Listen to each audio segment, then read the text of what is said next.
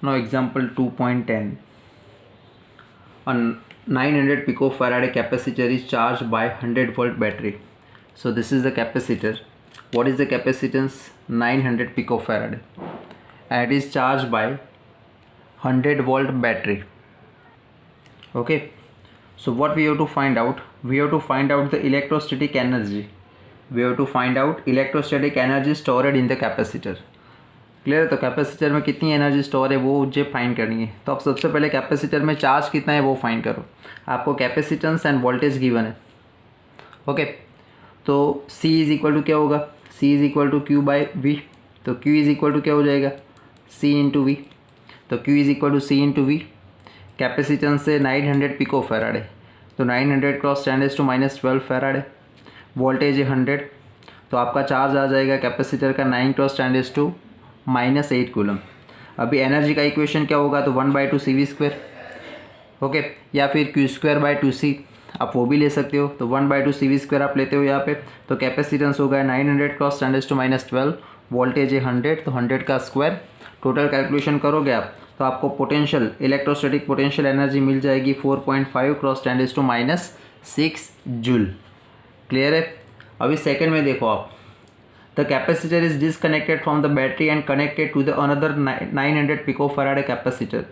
What is the electrostatic energy stored by the system. तो ये solve करने से पहले आप एक टॉपिक यहाँ पे पढ़ लो, कॉमन पोटेंशियल वाला. What is the common potential? ध्यान से देखना, बहुत ही इंपॉर्टेंट है कि आपके पास दो कैपेसिटर है. एक का capacitance C1. Okay. Spherical capacitor है, उस पर चार्ज है Q1, उसकी रेडियस R1 और यहाँ पे पोटेंशियल V1. वैसे ही दूसरा कैपेसिटर है स्फेरिकल कैपेसिटर जिसका capacitance C2, radius R2, voltage V2 and charge Q2. तो what is the total charge of the system? दो कैपेसिटर के सिस्टम का टोटल चार्ज क्या होगा? तो आप बोलोगे Q is equal to Q1 plus Q2. अभी C1 इज इक्वल टू क्या होगा? तो आप बोलोगे Q1/V1. ओके. तो चार्ज कितना हो जाएगा? Q1 is equal to C1V1. Okay. तो Q1 की जगह पे लिख दो C1V1. वैसे ही यहाँ पे Q2 कितना होगा? Q2 यानी कि C2V2. क्लियर है? अब ये दोनों स्फीयर को आप कंडक्टिंग वायर से कनेक्ट कर दो. ओके. आप जब कंडक्टिंग वायर से इसे कनेक्ट करोगे, कंडक्टिंग वायर से आप जब कनेक्ट करोगे तो चार्ज की आप ले होगी. चार्ज की आप ले कब तक होगी? जब तक उसके पोटेंशियल सेम नहीं होते. क्लियर है? ऐसे कोई पाइप है, उसमें आप ऐसे पानी रख दो. ओके. तो पानी का फ्लो नहीं होगा. लेकिन ऐसे होगा, हाइट डिफरेंट, पोटेंशियल डिफरेंस होगा तो वाटर का फ्लो होगा. वैसे ही यहाँ पे चार्ज का फ्लो कब तक होगा? जब तक दोनों के पोटेंशियल सेम नहीं हो जाते. जब दोनों के पोटेंशियल इसका भी हो जाएगा तब तक चार्ज का डिस्ट्रीब्यूशन होगा. क्लियर है? तो इसका पोटेंशियल भी, इसका पोटेंशियल भी, इस पे चार्ज आ जाएगा Q1 इस पे आ जाएगा Q2 न्यू चार्ज. चार्ज का डिस्ट्रीब्यूशन हो गया. क्लियर है? जिसका पोटेंशियल हाई होगा, मुझे पता नहीं किसका पोटेंशियल हाई है, जिसका पोटेंशियल हाई होगा वहाँ से चार्ज लो पोटेंशियल की ओर जाएगा. कब तक जाएगा? जब तक दोनों के पोटेंशियल सेम ना हो जाए तब. जब दोनों के पोटेंशियल सेम हो जाएंगे तब उस यहाँ पे चार्ज Q1 यहाँ पे चार्ज Q2. क्लियर है? तो अभी टोटल चार्ज कितना हो जाएगा? तो आप बोलोगे sir total charge Q1 plus Q2. अभी आप बोलो कि टोटल चार्ज चेंज होगा. यहाँ पे Q1 plus Q2 suppose 100 coulomb है, तो यहाँ पे भी कुल टोटल चार्ज तो कितना रहेगा? 100 कूलम ही रहने वाला है. क्लियर है? तो टोटल चार्ज तो 100 कूलम ही रहेगा. Q1 कितना आ जाएगा? तो C1V. आप देखो Q1 कितना आ जाएगा? कैपेसिटेंस तो वही रहने वाला है ना, Q1 डिवाइड बाई V. तो Q1 is equal to C1V आ जाएगा. ओके. तो आप Q1 की जगह पे C1V लिख दो और यहाँ पे Q2 की जगह पे C2V लिख दो. V कॉमन ले लो तो C1 प्लस C2. 400 सेम ही है. ओके. तो दोनों की कंपैरिजन कर दो. तो C1V1 plus C2V2 is equal to V C1 plus C2. तो ये हो जाएगा common potential C1V1 plus C2V2 divide by C1 plus C2. तो कॉमन पोटेंशियल का इक्वेशन आपको याद रखना है. ओके. अभी ध्यान से देखना, इसमें क्या बोला गया है कि एक कैपेसिटर तो है ही हमारे पास, 900 पिकोफैराड वाला कैपेसिटर तो है हमारे पास, लेकिन दूसरा कैपेसिटर जिसे हमने चार्ज नहीं किया है, इसको तो आपने चार्ज किया है. एक कैपेसिटर को आपने 100 वोल्ट से क्या किया है? चार्ज किया है. तो इस पर पोटेंशियल कितना होगा? 100 वोल्ट. कितना होगा? 100 वोल्ट. लेकिन दूसरा इतनी वैल्यू वाला आपको कैपेसिटर लेना है. ओके, जिसकी वैल्यू 900 पिकोफैराड है। इसकी भी कितनी थी? 900 पिकोफैराड है। लेकिन यहाँ पे ये जो कैपेसिटर आपने दूसरा कैपेसिटर लिया है उसको चार्ज नहीं किया है, तो उस पर इनिशियल वोल्टेज कितने हो गए? 0 हो गए। इनिशियल वोल्टेज कितने हो गए? 0 हो गए। क्लियर है? अभी आप जब इसको यहाँ पे कनेक्ट करोगे तो ये जो चार्ज कैपेसिटर है वहाँ से एनर्जी यहाँ पे जाएगी। कब तक एनर्जी ट्रांसफ़र होगी? जब तक दोनों के पोटेंशियल सेम ना हो जाए तब तक। क्लियर है? अभी ध्यान से देखना, इनिशियल पोजीशन में क्या था? तो ये चार्ज किया हुआ है और इसको चार्ज नहीं किया है आपने। ओके, तो टोटल एनर्जी कितनी हो जाएगी? तो टोटल एनर्जी यानी कि इसकी एनर्जी प्लस इसकी एनर्जी। ओके, तो इसको तो हमने चार्ज किया है तो इसकी एनर्जी तो हमारे पास है, इतनी हो जाएगी। ओके, लेकिन इसको हमने चार्ज नहीं किया है तो इसकी एनर्जी इनिशियल कितनी हो जाएगी? 0। तो इनिशियल टोटल एनर्जी कितनी हो जाएगी? तो आप बोलोगे कि इनिशियल टोटल एनर्जी ई लेता हूँ मैं, तो हो जाएगी 4.5 क्रॉस 10⁻⁻⁶ जूल, इसके बराबर हो जाएगी। ओके, अभी आपने कनेक्ट किया, अभी आपने क्या किया? कनेक्ट किया दोनों को कनेक्ट किया तो यहाँ से चार्ज यहाँ पे फ्लो हो गए।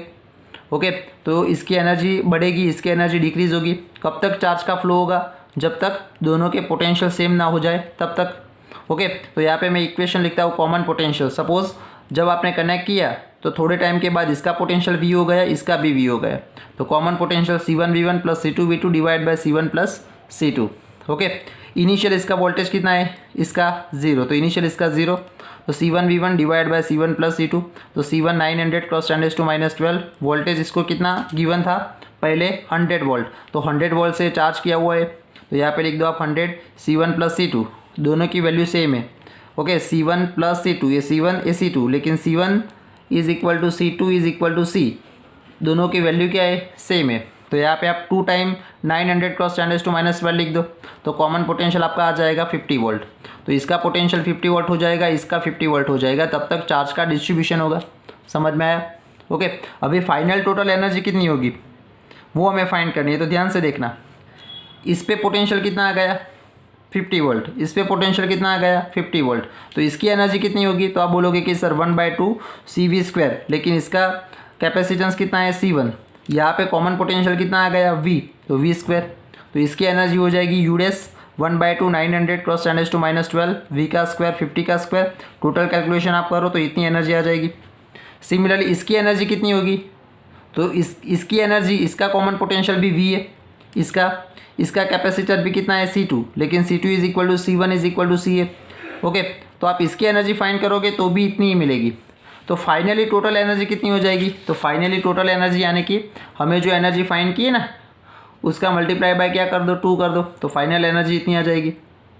ओके, U डबल कितनी आ जाएगी? 2.25 क्रॉस 10⁻⁻6। क्लियर है? समझ में आया? ओके, तो इनिशियल एनर्जी कितनी थी? आप देखो इनिशियल एनर्जी कितनी थी?